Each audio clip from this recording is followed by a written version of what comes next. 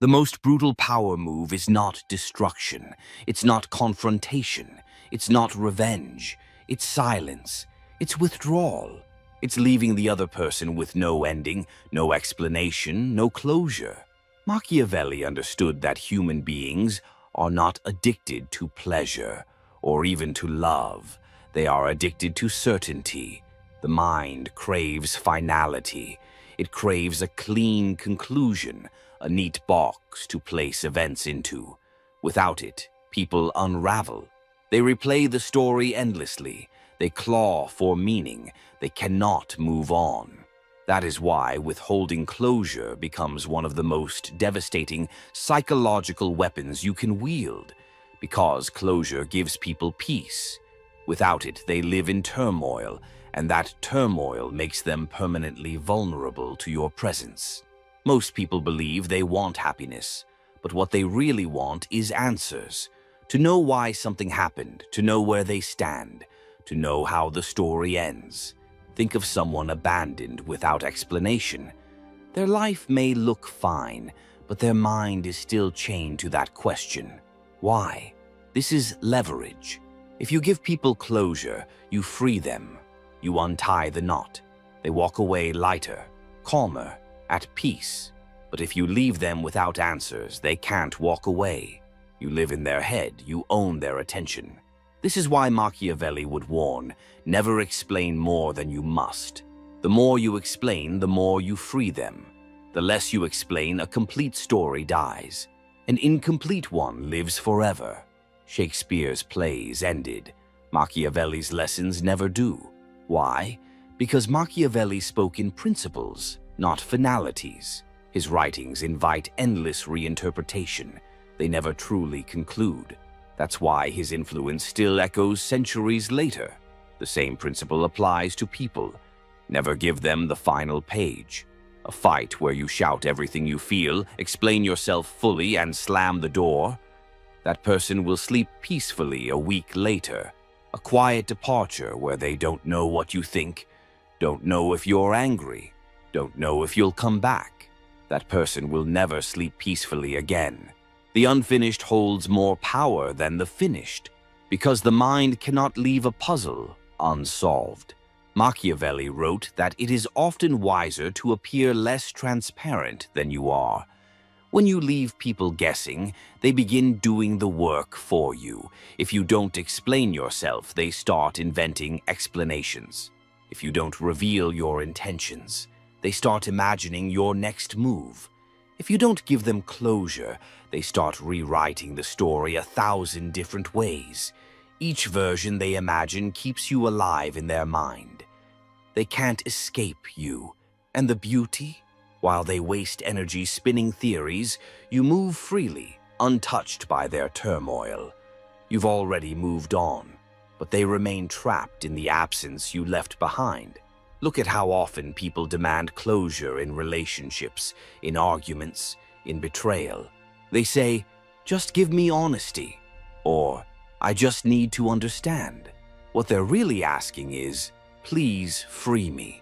They think knowing the truth will heal them. They don't realize that closure is often nothing but a final illusion. A person begging for closure is really saying, "Take away my dependence on you. Release me from your hold." If you give it to them, you lose leverage. If you withhold it, you remain the one thing they can't stop circling back to. Machiavelli would say, if you want control, never give people the key to their own escape. We live in a culture obsessed with healthy communication. End things properly. Be clear, be transparent, offer closure. But ask yourself, who benefits from this? Closure benefits the other person, not you. It gives them peace. It gives them freedom. It allows them to walk away with their head high, feeling satisfied. Why should you give that gift? If someone has wronged you, betrayed you, or underestimated you, silence is colder, sharper, more unforgettable than words. You don't curse them. You don't scream. You don't explain. You just leave. And now they're left carrying the weight of an unfinished sentence forever. Every explanation you give is a rope you hand them. With enough explanation, they climb out of the pit of confusion and free themselves.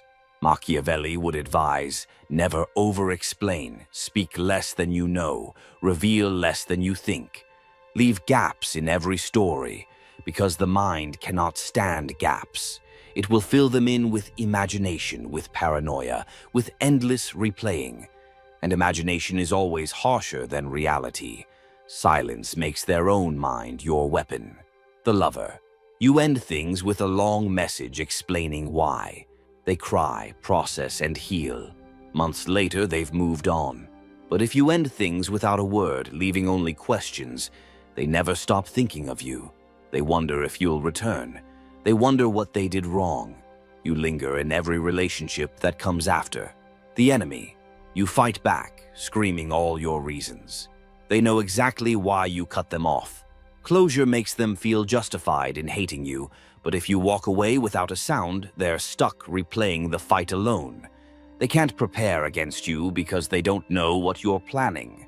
The colleague. You explain why you disagree. They nod, they accept. The conflict ends. But if you withhold, let the tension hang, and never clarify, they spend weeks second-guessing what you think of them. Their uncertainty is your dominance. Fear fades. Threats lose impact. Even pain dulls over time. But uncertainty, that never leaves. The absence of closure keeps the wound fresh, because the mind doesn't know how to stitch it shut. It bleeds every time the thought returns, and people cannot stop returning to the thought. This is why Machiavelli would say, closure is mercy. Mercy weakens power. Withhold it. When you deny someone closure, you deny them peace. And without peace, they remain bound to you. So, what is the true lesson here? If you want power, don't give people peace. If you want control, don't give people the ending they crave.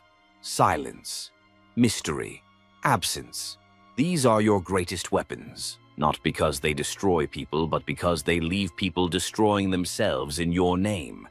And when their own mind becomes your prison guard, you've mastered one of the darkest and most effective laws of psychological leverage. A clean ending is a release. An unfinished story is a prison. Closure lets people rebuild. But suspense leaves them circling, searching, obsessing. That's the essence of Machiavelli's law of psychological leverage. You don't hurt people by striking them. You hurt them by never finishing the sentence, by leaving their mind running laps in your silence, always a step behind, trying to catch up to a version of you that no longer exists. Because once you leave someone without closure, they do the rest to themselves. They begin to invent reasons, blame themselves, blame you, rewrite the past, try to understand, reach out, seek revenge, and eventually spiral right back into dependence. And you, the one who walked away, don't have to lift a finger. You've already won. Here's the key. When you leave someone without closure, you create emotional imbalance. You walk away finished. They walk away open. And that open loop dominates their subconscious, even if they pretend it doesn't. They say they've moved on. They act like they don't care. They post, laugh, talk, but they're performing. Because the real story never ended. The dynamic becomes asymmetrical. You've processed it. They're still processing you. You're silent. They're thinking in monologues. You've closed the file. They're stuck on the same page. This imbalance is not cruelty. It's advantage. Machiavelli would see this not as manipulation, but as positioning.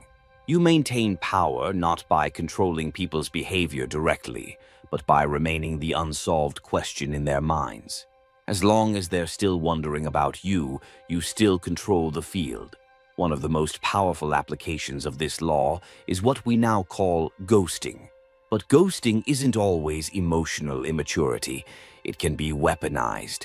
Used consciously, it becomes a tool of disorientation and control. Here's how it works. You create a connection, deep, fast, intense. You mirror their emotions, reflect their needs, bond deeply.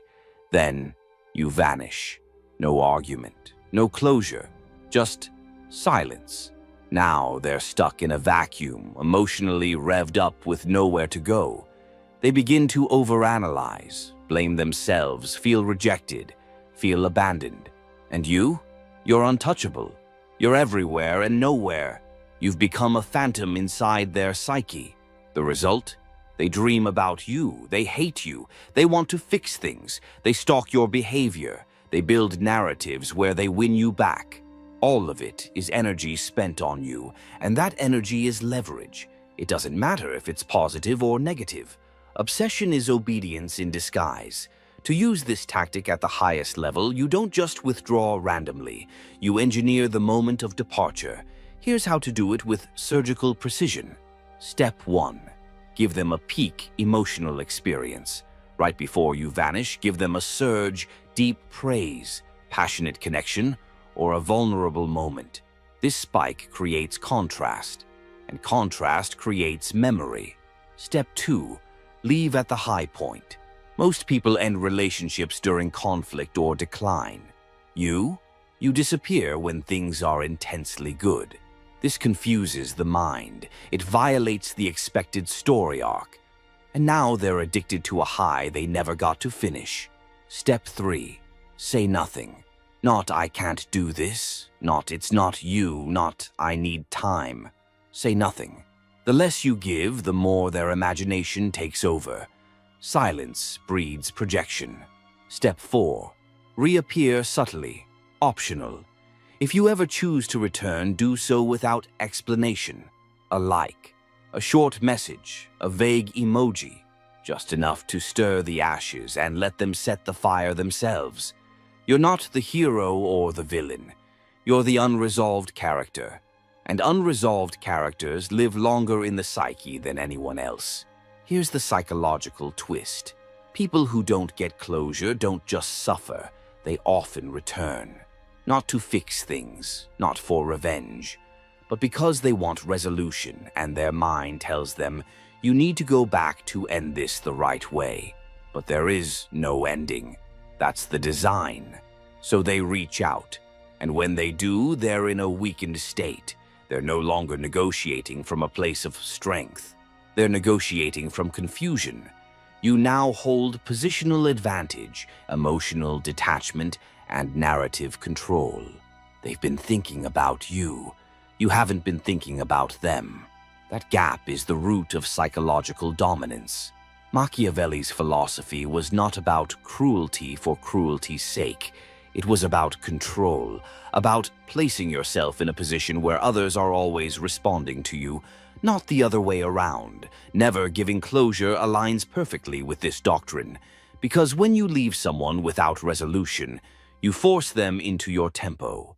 You force them to internalize you. You eliminate their sense of self-determination. You insert yourself into their emotional framework, and from there, even your silence becomes a command. You never ask for loyalty, but they give it. You never demand attention, but they focus on you. You never justify leaving, but they chase your reasons. This is not emotional recklessness. This is cold, strategic leverage, the kind of influence that cannot be bought, taught, or faked. It's earned through one brutal decision. Don't explain. Don't close the door.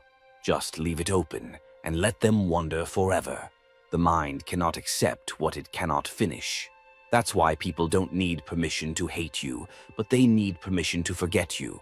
And when you don't give them that permission, when you withhold closure, you become part of their identity. Not a memory, a scar, a reference point. And that reference point follows them everywhere. But Machiavelli's true genius was never in merely causing obsession.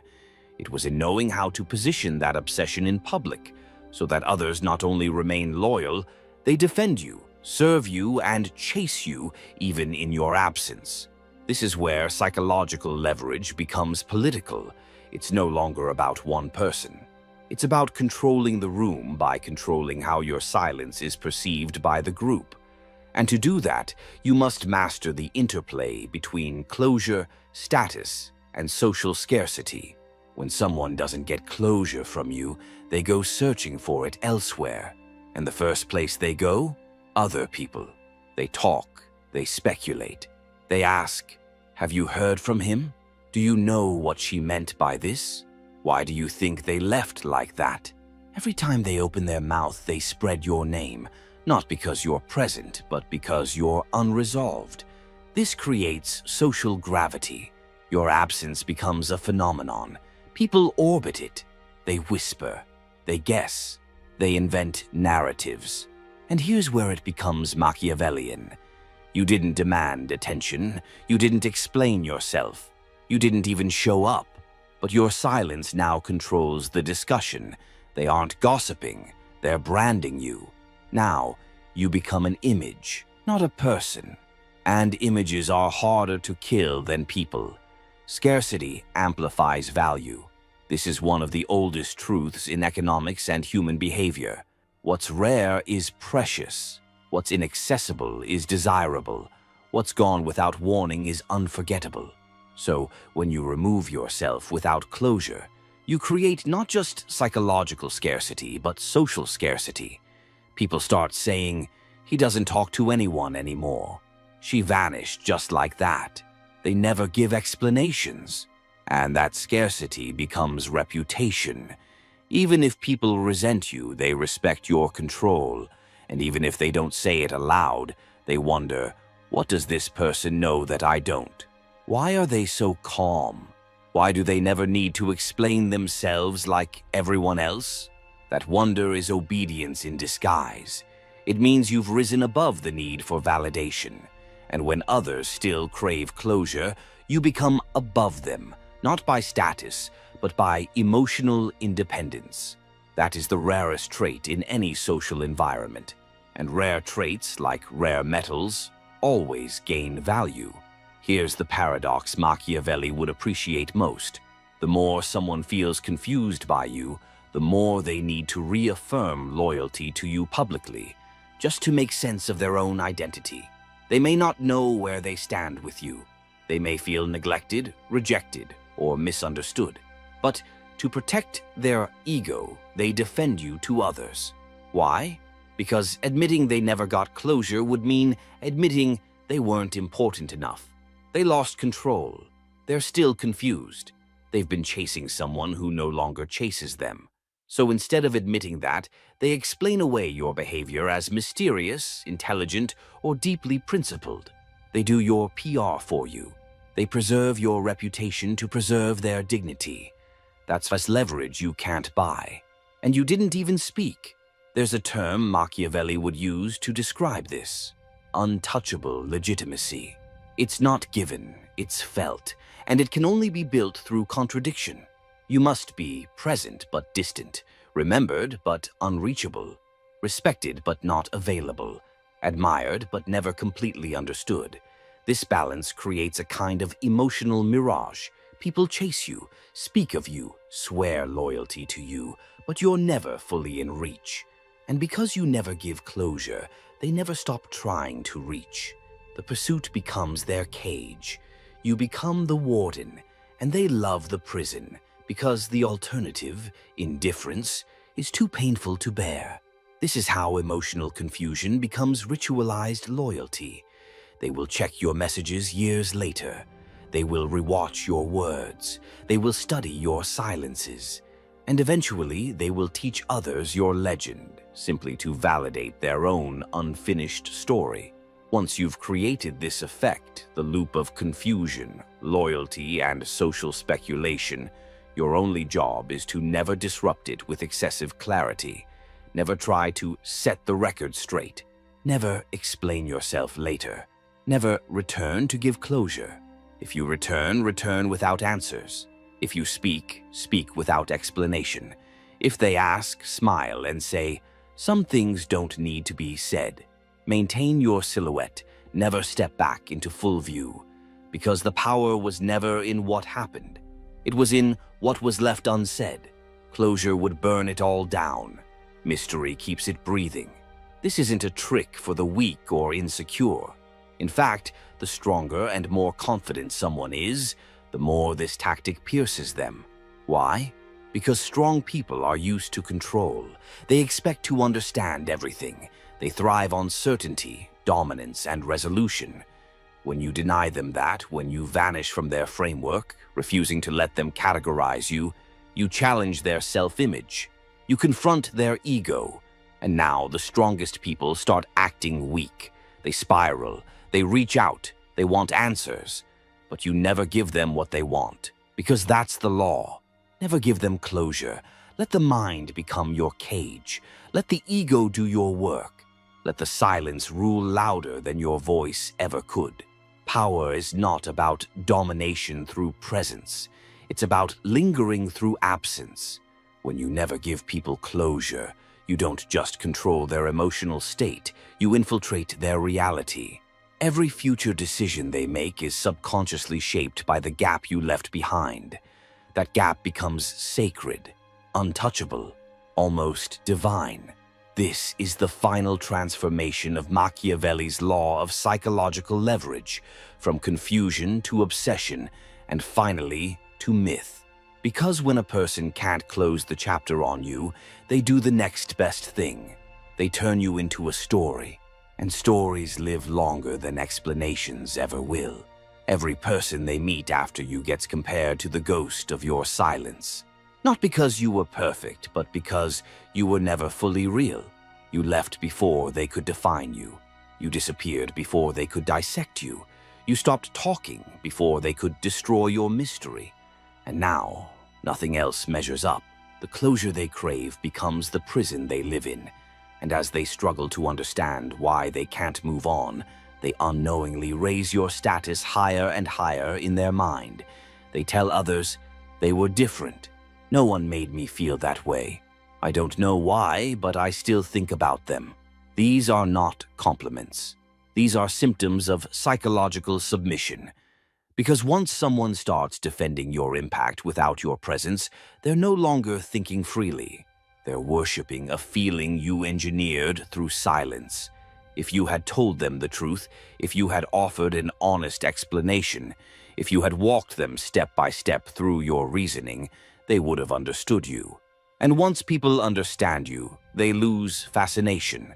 They become logical, detached. The spell breaks. But silence creates an emotional cliffhanger. It denies resolution. It builds a false sense of almost knowing. And almost knowing is more addictive than knowing ever could be. This is why closure is not just a mistake. It's self-destruction. You remove yourself from their life so cleanly, so neatly, that there's nothing left to attach to. You vanish too well. And they move on. You gave them the weapon to forget you. You made yourself digestible. And that is the worst form of weakness Machiavelli could imagine, to be remembered accurately instead of being remembered powerfully. When someone says they ghosted me, what they're really saying is, they didn't give me the dignity of closure, and I can't forgive them for it because I still want it. This is the secret. Even hatred keeps you relevant. Even resentment is attention. And the one thing you should never allow yourself to become is forgettable. Machiavelli would call this strategic cruelty. You don't scream. You don't punish. You don't say goodbye. You just disappear while they still care. And now they're trapped in an infinite loop of emotional checking, hoping for a text, a sign, an explanation, anything. But nothing comes. And so the silence becomes louder than speech ever could. They hear it every night. And worse, they start filling it with stories they invent to survive it. This law doesn't only apply to relationships. It's a tool of universal dominance, especially in the political, professional, and social arenas. The competitor who never hears your strategy becomes paranoid. The employee you fire without feedback spends months trying to fix what went wrong. The friend you cut off without a fight keeps watching your life from afar, wondering if you ever miss them. The audience you stop feeding will chase your next word even more desperately, because the absence hurts more than any message could satisfy. Never giving closure means you never allow others to feel done with you. And when they can't end the story, You remain in control of it forever. You don't need to become perfect. You don't need to be loved. You just need to remain unresolved. To leave behind gaps so emotionally charged, so specific to your presence, that no one else can ever fill them. No explanation can replace them. No closure can erase them. They will try. They will try again. And the longer they try, the more powerful you become in their mind.